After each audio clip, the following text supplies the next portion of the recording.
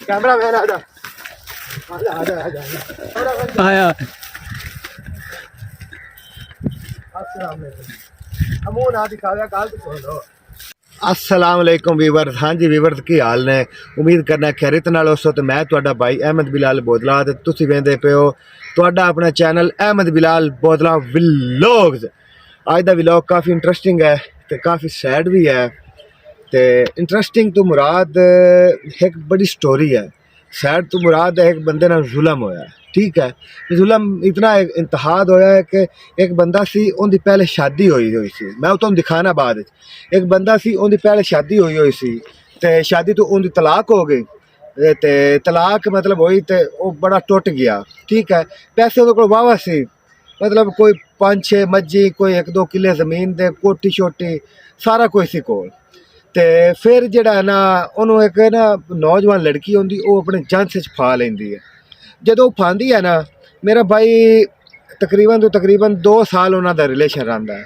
ठीक है, वो कहती है मैनू वो आँदी मैनू तेरे नाल प्यार है, मैनू तेरे नाल प्यार प्यार प्यार करते वो जड़ा है ना मैं ना भी बेचारे नूं लुट लेंदी हर चीज़ हौली हौली।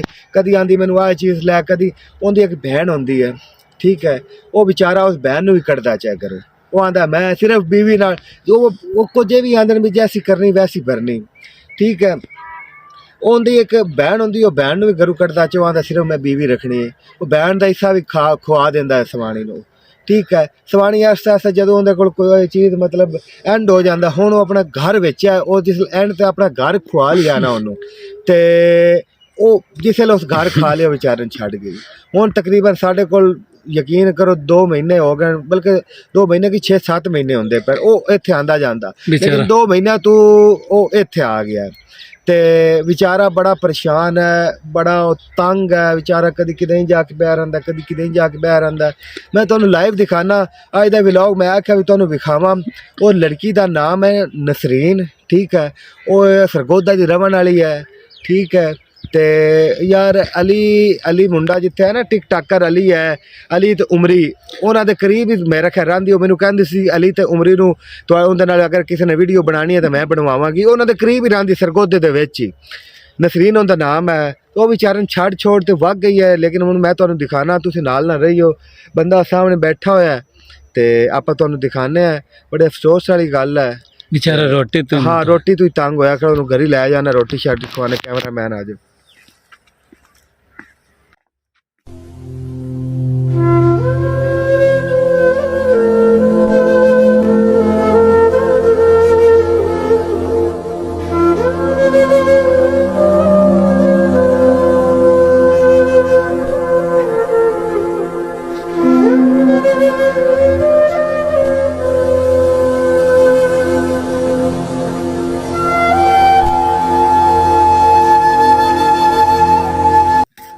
मुंह ना दिखाया गाल तो सुन लो यार, मुंह ना दिखाया गाल तो सुन लो। अस्सलाम वालेकुम कैमरा मैन मुंह ना दिखावे, मुंह ना दिखाया गाल तो सुन। चाचू की गाल तो सुन, मुंह ना छोटा जी मुंह ना दिखावे, मेहरबानी होगी। कैमरा मैन थोड़ा कैमरा वो छड़ गई बेचारा इत्थे बह के तरस रहा बेचारे नूं। नसरीन नाम है, वो सरगोदा वग गई है तो जुल्म की इंतहा हो गई है। बेचारा इत्थे बैठा होया है उनकी यादां च वो छड़ ते वागी। मैनू खुद नूं रोना आ रहा कसम नाल, मुंह ही नहीं दिखा सकता यार, इतना जुल्म होया। फिलहाल तो मादा नहीं हो रहा, लेकिन मैं अगले इंटरव्यू च तुहानू दिखावांगा। बंदा काफ़ी परेशान। अंकल जी टेंशन नहीं लैनी, असीं तुहाडे नाल है। आओ तुहानू रोटी पानी खवाने हैं उत्थे, कोई टेंशन वाली गल नहीं। बाजी कैमरा थोड़ा नेड़े लेके आओ।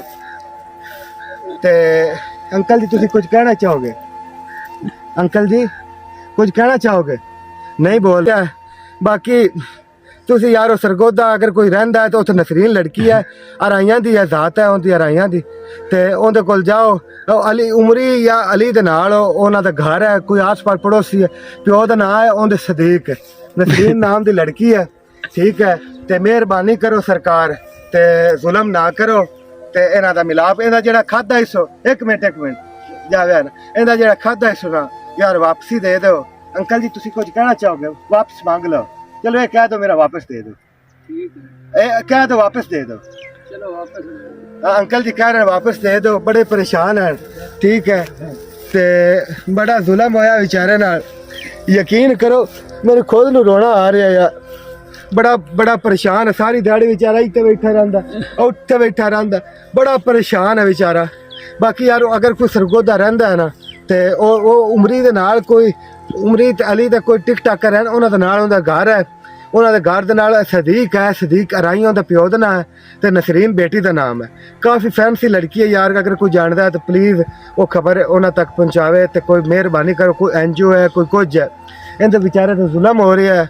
ਇਹ ਵਿਚਾਰਾ ਕਦੀ ਇੱਥੇ ਬੈਠਾ ਹੁੰਦਾ ਰੋਟੀ ਦੀ ਤਲਾਸ਼ ਵਿੱਚ, ਕਦੀ ਉਹ ਕੋਈ ਚੀਜ਼ ਮਰੀ ਹੋਈ ਖਾ ਲੈਂਦਾ ਹੈ। ਠੀਕ ਹੈ, ਮਤਲਬ ਕੋਈ ਵੀ ਚੀਜ਼ ਹੋਵੇ, ਇੱਥੇ ਪਰਿੰਦੇ ਪਏ ਹੋਣ ਉਹਨਾਂ ਨੂੰ ਪਕਾ ਕੇ ਖਾ ਲੈਂਦਾ। ਕੋਈ ਮਰੀ ਹੋਈ ਬੱਕਰੀ ਸੱਟ ਜਾਵੇ ਪਕਾ ਕੇ ਖਾ ਲੈਂਦਾ।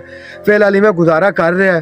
ਬਾਕੀ ਲਵ ਯੂ ਹੋ ਗਿਆ ਯਾਰ। ਤੇ ਪਲੀਜ਼ ਸਬਸਕ੍ਰਾਈਬ ਕਰ ਦਿੱਤਾ ਕਰੋ। ਇਹੋ ਜਿਹੀ ਗੱਲਾਂ ਤੁਹਾਨੂੰ ਦੱਸਣ ਤੇ ਮੇਰਾ ਇਹੋ ਹੀ ਕੰਮ ਹੁੰਦਾ ਹੈ ਕਿ ਯਾਰ ਤੁਹਾਨੂੰ ਹਰ ਚੀਜ਼ ਤੋਂ ਅਗਾਹੀ ਦਿੱਤੀ ਜਾਵੇ।